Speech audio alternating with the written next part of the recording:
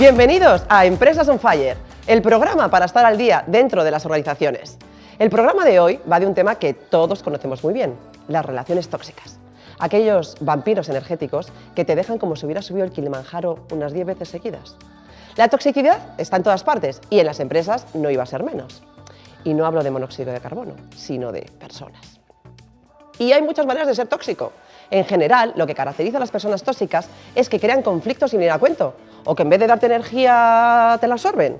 ¿Os suena, verdad? Y las personas tóxicas no llevan un distintivo que se las identifique como tal, no, ni son verdes con manchas negras. Así que no siempre es fácil identificarlas. Lo primero que tenemos que hacer es empezar a observar nuestro entorno.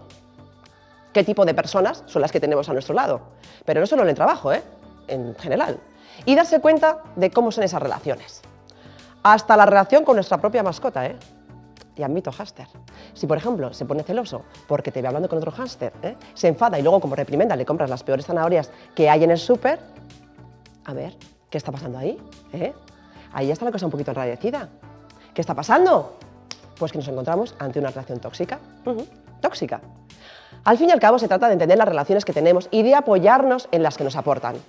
¿Cuántas veces nos decimos, por ejemplo, cuando estoy con este compañero, que es aportador y no vampirín, charlo un par de minutillos con él y que me siento mucho mejor? Pues habla con él, es que no tengo tiempo, que no tienes tiempo, que no tienes tiempo y te vas a perder eso. Te vas a perder la presencia o la compañía de alguien que te hace sentirte mejor. Muy inteligente, ¿Por la de quién? Si se puede saber. ¿O haciendo qué? Si se puede saber. Por ejemplo, la relación con mi jefe es buena, pero a veces se pasa a 3 pueblos. O en algún caso 4. Pues díselo, pero claro, no se lo digas desde el enfado o desde la indignación. Díselo desde el respeto, pero díselo. Que estamos en una era que hay que decirse las cosas. ¿No estamos en la era de las comunicaciones? Pues oye, que se note, ¿no? Muchas veces una persona tóxica es alguien con excesiva dependencia que necesita atención constante. ¿Por qué? Porque tiene la autoestima un poquito baja y tiende al victimismo. No es una mala persona, pero es tóxica. O puede ser una persona divertida, que necesita acaparar tu atención para que tú te difumines. No es mala persona, pero es tóxica. En todo caso, la solución siempre es tratar de revertir la toxicidad, porque de lo contrario, lo único que nos queda es poner tierra de por medio. En las empresas ese es el gran reto, transformar esta relación tóxica en algo productivo y en una motivación para quedarse en el empleo. Arrancamos hoy, muy on fire, con Relaciones Tóxicas 4.0.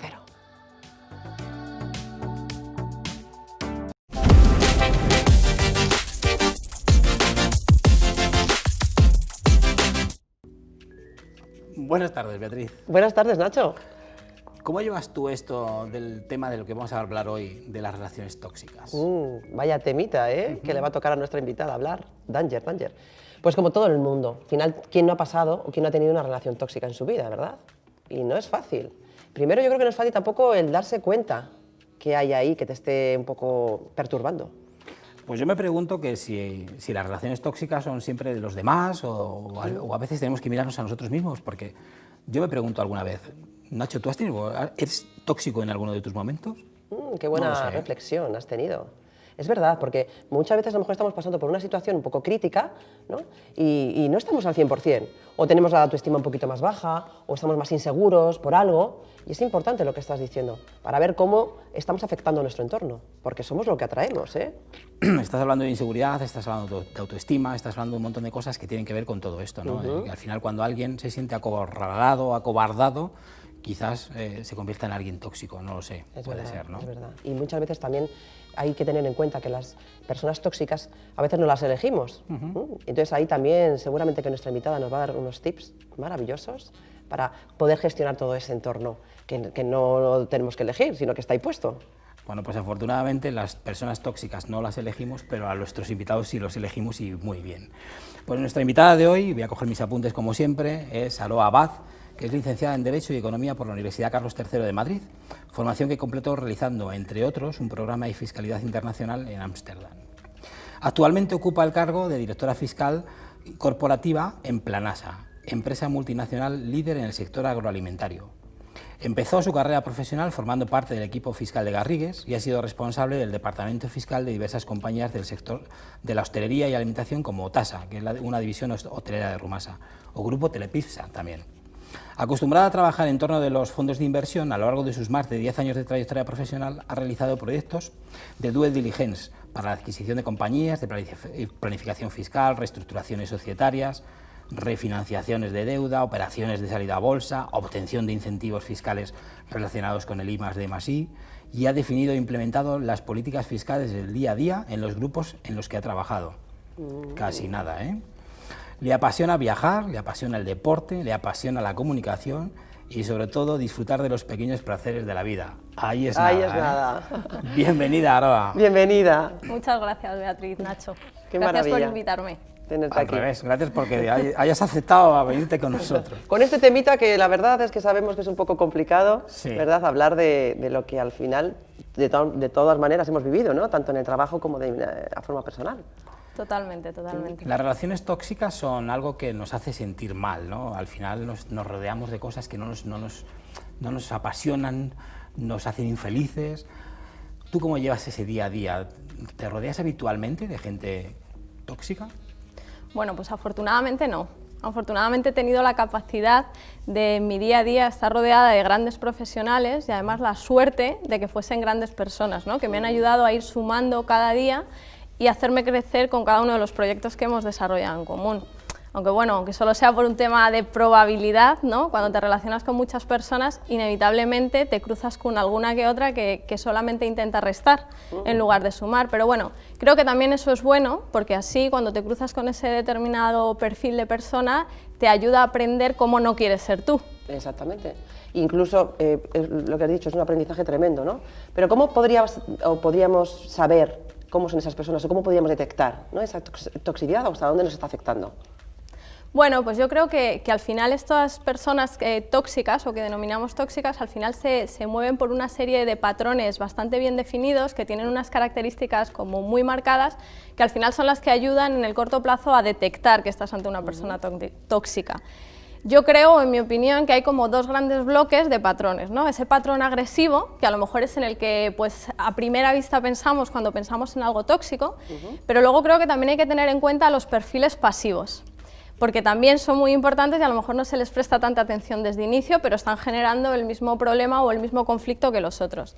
En mi opinión, estas características de las personas tóxicas agresivas, del patrón agresivo, pues son las típicas personas que son muy inseguras de sí mismas, que tienen miedo a quizás no estar a la altura de las exigencias que se les van a pedir en el entorno, y que tienen grandes problemas de socialización, ¿no? Entonces, con esas características, pues ellos intentan como maquillar un poco sus carencias a través de un diálogo verbal muy agresivo, con el que pretenden intimidar a la otra persona y hacerla parecer más débil, y también generando como cierto miedo en su entorno, porque de esa manera ellos creen que están como protegidos porque la gente no se les acerca y tienen una sensación de que están por ello controlando la situación. Y luego, por otra parte, esos perfiles de los que te decía, más patrones pasivos, que son, en mi opinión, las típicas personas que siempre se están quejando, que siempre están agotadas, que de cada situación ven la crítica y además la crítica destructiva, que tienen miedo a no ser aceptados en el equipo y que en lugar de intentar integrarse, lo que hacen es adoptar como una especie de rol de víctima para que parezca que están siendo los que sufren el problema en lugar de los generadores de la causa de ese problema, ¿no? Es verdad. Eso tiene que ver, Aroa, con los recelos, las envidias, los celos, ya no los recelos, también que los celos en estos entornos multinacionales en los que tú trabajas, en los que tú te mueves.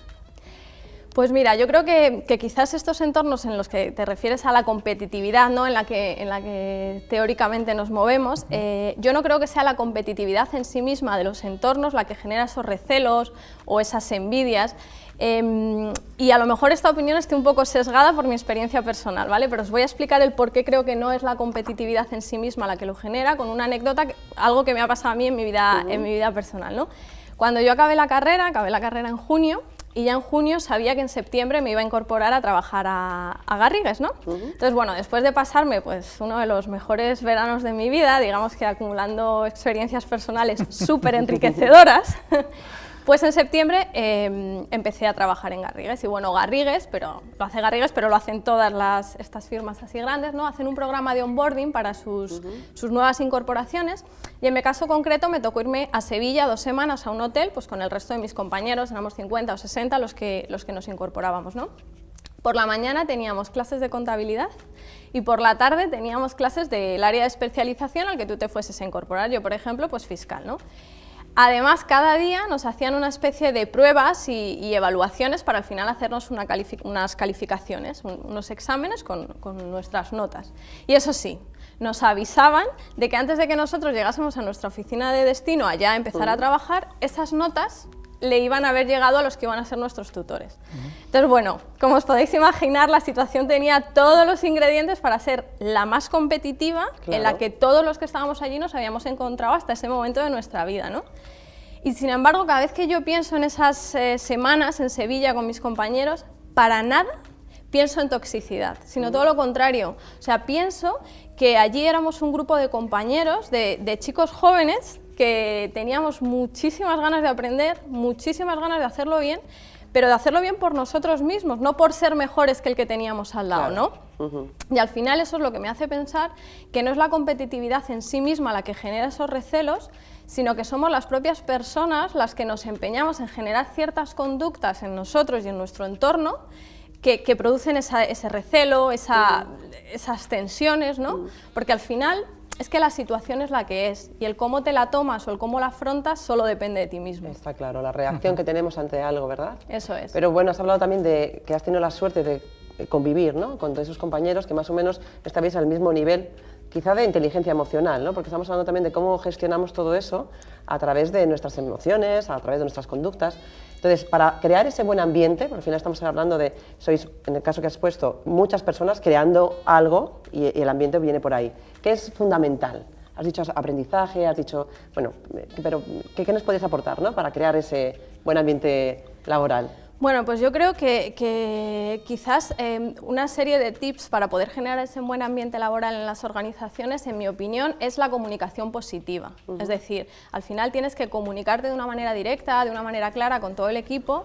Obviamente también creo que ayuda mucho el tener muy bien definidos qué rol tiene cada persona dentro del equipo, dentro de la organización, para que así todos se sientan seguros de qué es lo que se espera de ellos y a dónde tienen que llegar, ¿no?, para que no se sientan inseguros o en muchas ocasiones probablemente prescindibles, que es lo que les puede generar el miedo. Y por supuesto empoderando a los equipos. Yo creo que empoderar al equipo para que tenga cierta autonomía y sea capaz de sentirse importante y generar valor y además sentirse realizado, pues al final eso es lo que hace que ellos sean capaces de ir tejiendo de una manera completamente autónoma y además como muy fluida esas relaciones sanas dentro de las compañías. Claro que sí, yo creo que al final has dicho algo que es transversal también, que es la comunicación. Totalmente. Que a veces ahí en las organizaciones pues brilla un poco por su ausencia, quizá no porque no se hable, ¿no?, sino porque no se está dando un mensaje claro, conciso y sobre todo porque no sabemos muchas veces cómo decir las cosas. También tiene que ver mucho, ¿verdad?, con cómo reaccionamos ante eso, cómo nos lo tomamos. Porque hay muchas veces que a lo mejor el directivo, el CEO, tu compañero te está diciendo algo porque está viendo una situación personal o está en un momento X y a lo mejor te habla de una manera que te lo tomas como de manera personal, ¿no? Y ante eso, ¿qué podemos hacer? Ante ese tipo de reacciones que hay que controlar de alguna manera para que no se convierta en una relación tóxica quizá, ¿no?, o que la relación vaya a peor. Pues yo creo que quizás una buena forma de fomentar esas relaciones positivas en la compañía sea a través de la comunicación, ¿no? Y también definiendo los roles que cada empleado o que cada persona tiene dentro del equipo, porque de esa manera, si cada uno sabe lo que tiene que hacer y lo que la compañía está esperando de él, pues podrá gestionarlo de una manera más positiva.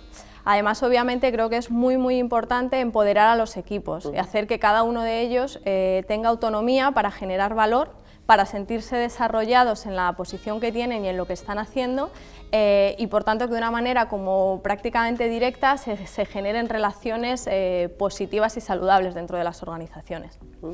Y Aroa, ¿cómo eres capaz de gestionar una relación tóxica desde el punto de vista de ejecutiva, que eres de una gran multinacional? ¿Cómo eres capaz de hacerlo?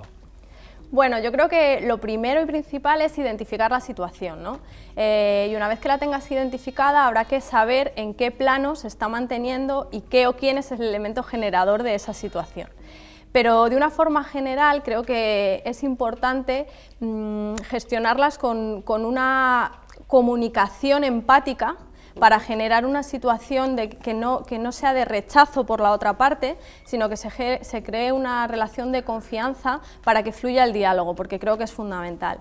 Y obviamente a través de la asertividad, es decir, yo tengo que tener claro qué es lo que la compañía necesita, tengo que aplicar las políticas o los patrones o los valores que rigen esa organización, pero también tengo que ser consciente de cuál es el problema que tiene la otra persona, cuáles son sus objetivos e intentar que los dos al final lleguemos a una relación de win-win para que los objetivos de cada uno de nosotros se acaben cumpliendo, ¿no? Porque creo que al final de lo que se trata es de romper ese círculo vicioso que se está generando con la relación tóxica. Y para mí un ejemplo muy claro de esto se da en la película de Cisne Negro, que no sé si habéis visto, sí, pero sí. por si acaso alguien no lo ha visto no voy a hacer spoiler, ¿no? Pero me parece que hay una frase brutal que le dicen a Nina, a Natalie Portman, a la protagonista, que es que le dicen: este papel te está destrozando la vida. ¿No? Y al final es que durante gran parte de la película ella está tan obsesionada con alcanzar su objetivo profesional que se ha marcado en el mundo de la danza, que no es consciente de lo que le está pasando ni de cómo le están afectando las relaciones que tiene con su compañera de clase, con su madre, con su profesor de danza, ¿no? Y solo es en el momento en el que ella toma conciencia de qué es lo que está pasando cuando puede gestionarlo y empezar a brillar. Qué bueno. Es muy buen ejemplo que acabas de poner, porque muchas veces nos pasa esto, que a lo mejor estamos muy metidos en algo y hay que salirse del cuadro, ¿no? Es cuando estás pintando, ¿verdad? Muy cerquita, y hay que salirse o hay que tomar esa distancia para darse cuenta de todo lo que está ocurriendo a tu alrededor. Totalmente. Y como Aroa, Abad, ¿cómo resuelves esas relaciones tóxicas, si las has tenido o cómo las has resuelto? Y bueno, y si las sigues resolviendo, ¿no? Porque a lo mejor hay alguna por ahí todavía que necesita un poquito de solución. Bueno, pues como os decía al principio, he tenido la suerte de no tener muchas relaciones tóxicas a lo largo de mi vida, ¿no? Pero bueno, como las meigas, a ver las haylas, y algunas sí que se ha dado, ¿no? En esos casos, ¿qué es lo que he hecho? Pues intentar resolverlas a través de aplicar la inteligencia emocional, ¿no? Y cada vez que escucho estas dos palabras o que digo estas dos palabras, inteligencia emocional, indudablemente me acuerdo de Daniel Goleman en su libro que habla justamente de esto, porque creo que el mensaje que transmite es tan potente, ¿no? Él viene a decir que con una gestión de las emociones proactiva, positiva y consciente, es mucho más determinante para obtener nuestros objetivos que el propio coeficiente intelectual de una persona, ¿no? Entonces creo que eso es algo que quizás todavía no esté teniendo demasiado calado en las organizaciones, no se esté preocupando del tema de la inteligencia emocional, pero creo que es fundamental. Y en base a eso, pues bueno, primero, como comentábamos, el tema del autocontrol y el autoconocimiento, o sea, hay que observar las situaciones que tienes a tu alrededor para, en función de cómo se produzcan, atajarlas de un modo o atajarlas de otro. Después, enfocándote en lo importante, es que no se pueden librar todas las batallas, tienes que tener claro qué es eso que puedes dejar pasar y qué es eso que sí o sí hay que aclarar. En tercer lugar, también creo que es bastante importante tener claro que hay ciertos límites que no vas a sobrepasar, ¿vale? O sea, yo creo que, vamos, creo firmemente que se puede ser una persona firme, pero a la vez amable, ¿no? Y que tienes que tener muy claro hasta dónde vas a llegar, qué vas a permitir y qué no, y que se puede transmitir a la otra persona de una manera directa, de una manera clara, por supuesto educada, pero marcando dónde está el límite, ¿no?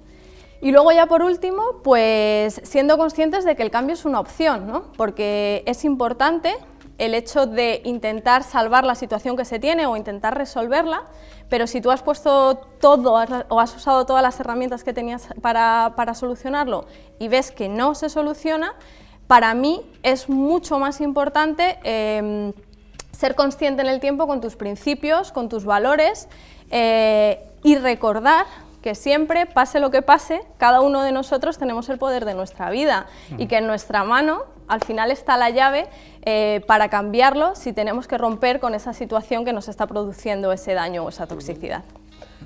Una maravilla el escuchar de verdad a Aroa, y yo creo que nos quedamos con esa llave que tenemos todos para crear lo que queramos y para realmente mejorar, sobre todo en estas relaciones, y crear un buen ambiente en todos los sentidos. Muchísimas gracias, Aroa. Muchísimas gracias a vosotros. Muchas gracias, por darnos estas claves tan importantes y tan necesarias. Muchas gracias a vosotros. Y no os vayáis todavía, aún hay más. Os dejo con el Negotip de Nacho Redondo.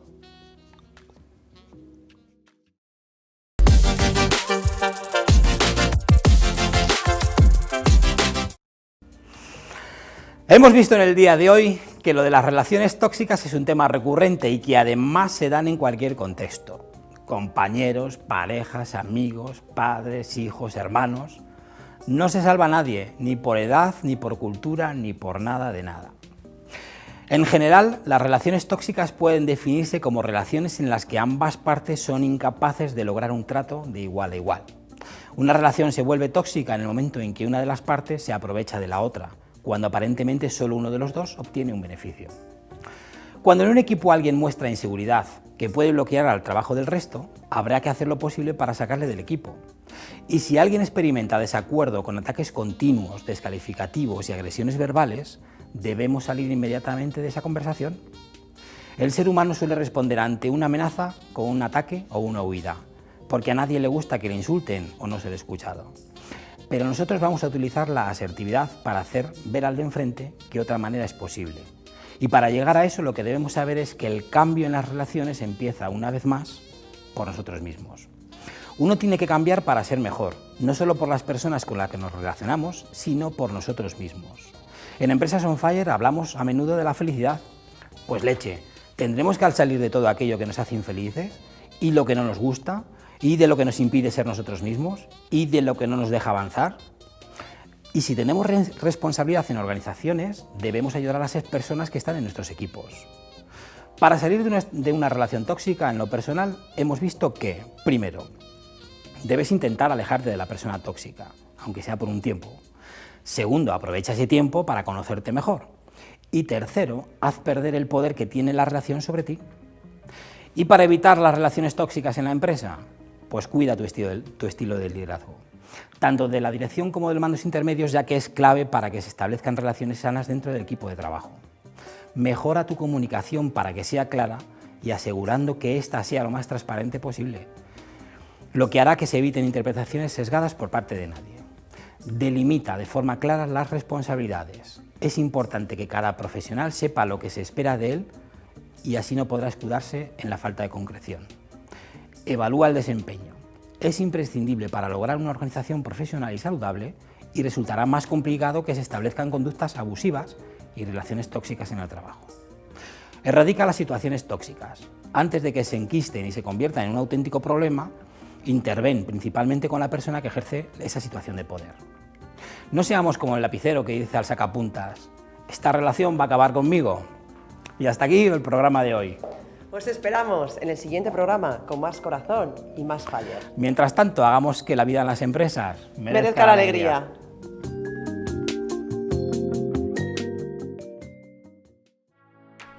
¿Cómo se lee?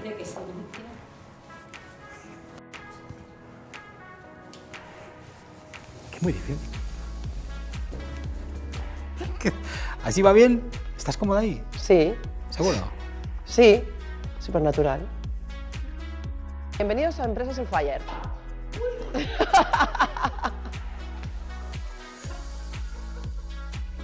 Beatriz siempre aparece en el mejor momento. Revertir la toxicidad, porque al contrario, lo único que nos queda es poner tierra por medio. En las empresas ese es el gran reto. En Vigo, es verdad. Yo puedo hablar en todos los dialectos,